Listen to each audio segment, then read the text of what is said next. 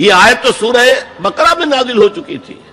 وَلَنَبْلُوَنَّكُمْ بِشَيْءٍ مِّنَ الْخَوْفِ وَالْجُوعِ وَنَقْصٍ مِّنَ الْأَمْوَالِ وَالْأَنفُسِ وَالثَّمَرَاتِ وَبَشِّرِ الصَّابِرِينَ. ہم لازماً آزمائیں گے تمہیں، لازماً آزمائیں گے، خوف سے، بھوک سے، فقر و فاقے سے، جان اور مال اور ثمرات کے ضیاع سے اور زیاں سے. فصل تیار کھڑی ہے اور عین وقت آ گیا ہے جنگ کا، اور وقت پر فصل کھجور کی اتاری نہ گئی تو تباہ ہو جائے گی. لیکن نہیں، نکلنا ہے. یہی معاملہ تھا جو کہ تبوک کے موقع پر ہوا ہے. قحط کی کیفیت تھی اور اب فصل تیار تھی، اب ساری امیدیں اس فصل پر تھی، کھجور کی. لیکن ظاہر ہے کہ کھجور کی فصل اتارنا کوئی عام خواتین کا کام تو نہیں ہے. لیکن مردوں سے کہا جا رہا نکلو اللہ کے راہ میں، سب کے سب. پہلی مرتبہ نفیر عام تھی، ہر صاحب ایمان نکلے. تو ایک بہت بڑی آزمائش. تو جو راسخ الایمان تھے، صادق الایمان تھے، ان کا رد عمل سچویشن ایک ہی ہے. منافقین کہہ رہے ہیں ما وعدنا اللہ ورسولہ الا غرورا، ہمیں تو اللہ اور اس کے رسول نے سبز باغ دکھا کر بروا دیا. اور اہل ایمان کہہ رہے ھذا ما وعدنا اللہ ورسولہ وصدق اللہ ورسولہ وما زادہم الا ایمانا وتسلیما. اور ان میں نہیں کوئی شے بڑی مگر ایمان اور تسلیم کے. جبکہ وہ جو ایک کانسٹیٹیوشنل ایمان ہے وہ ایک جامد شے ہے. It's a legal status that you get as a Muslim. تو یہ اسٹیٹس نہ گھٹتا ہے نہ بڑھتا ہے.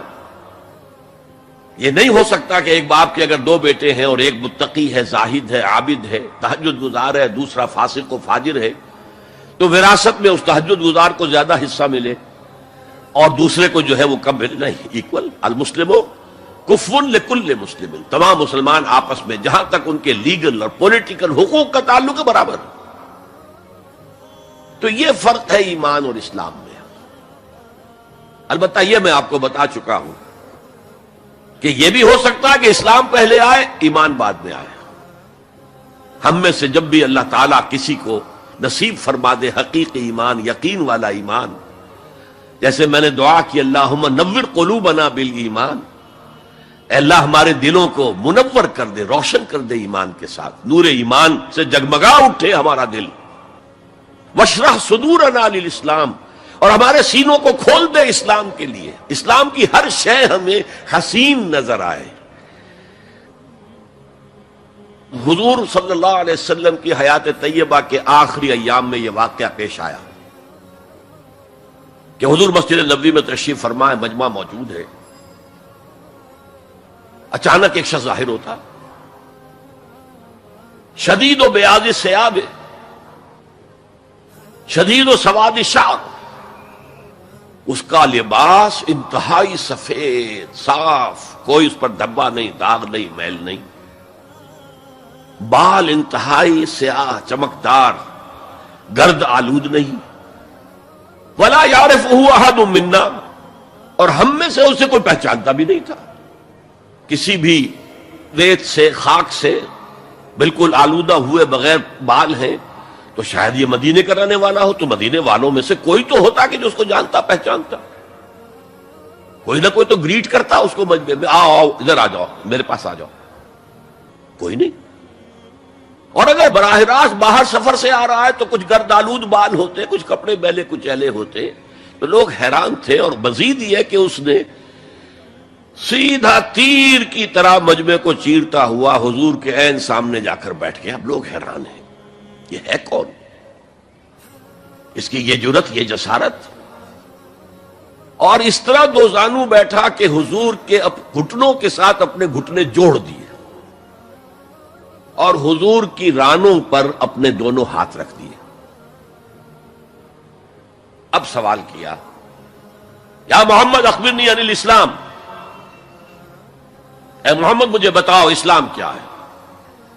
حضور نے فرمایا وہی جو میں ابھی آپ کو حدیث سنا چکا ہوں، الاسلام ان تشہد اللہ الہ الا اللہ وان انا رسول اللہ وان تقیم الصلاۃ وتؤتی الزکاۃ وتصوم رمضان وتحج البیت ان استطعت الیہ سبیلا. پھر کہا اخبرنی عن الایمان، لیکن یہ کہ ان روایتوں میں بھی اس کو روایت کرنے والے بہت سے صحابہ ہیں. عبداللہ ابن عمر بھی ہیں، حضرت عمر خود بھی ہیں رضی اللہ تعالی عنہما، ابو ہریرہ بھی ہے، عبداللہ ابن مسعود بھی ہیں. چونکہ ایک مجمع میں واقعہ ہو رہا تھا نا، تو مجمع کے اندر تو بہت سے لوگ سن رہے ہیں. اگرچہ جیسے آج بھی ہوگا کہ میں جو بات کہہ رہا ہوں، آپ میں سے بہت سے حضرات میری ساری بات سن کر اگر کہیں جا کر رپورٹ کریں گے تو ان کی باتوں میں اختلاف ہو جائے گا.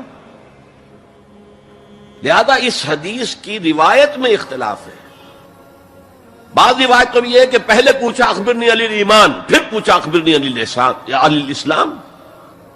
اور یہ جو حضرت عمر کی روایت ہے اس میں ہے سب سے پہلے آپ نے پوچھا اخبرنی عن الاسلام، پھر دوسرا سوال آیا اخبرنی عن الایمان.